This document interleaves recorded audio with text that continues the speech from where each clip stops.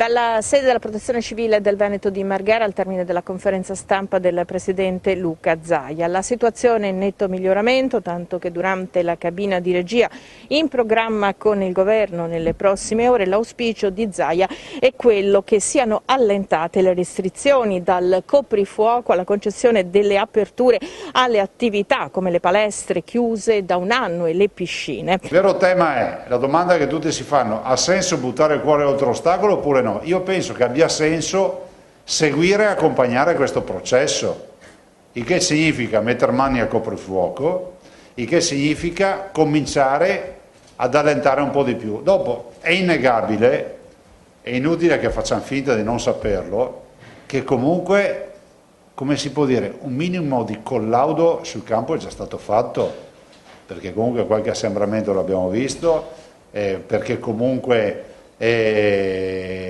la ristorazione ha lavorato, insomma io penso che ci siano i presupposti per fare un ragionamento che sia un po' più di disponibilità rispetto a quello che sono le attività umane. Buone le performance delle vaccinazioni, è stato raggiunto il 97,4% degli over 80, l'83,7% degli over 70, il 78% dei 60-69 anni, compresi vaccinati e prenotati. Per quanto riguarda i 50-59 anni abbiamo il 65% tra vaccinati e prenotati, e vaccinati e prenotati anche il 41% degli over 40. Da domani saranno resi disponibili altri 80.000 posti per il periodo tra il 9 e il 16 giugno.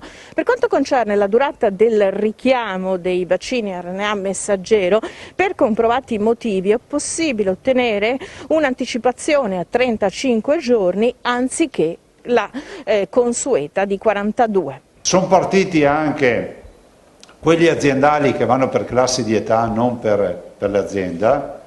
Mi sono arrivate ad esempio le foto stamattina di Ermec di Riello su Verona e hanno già 4.000 prenotati. Questa è una bella azione che alcune aziende hanno deciso di fare, penso appunto a Ermec, Riello, penso a Luxottica, a Marzotto, a Sovaldagno, quindi in provincia di Vicenza. Si sta facendo un bel lavoro di squadra.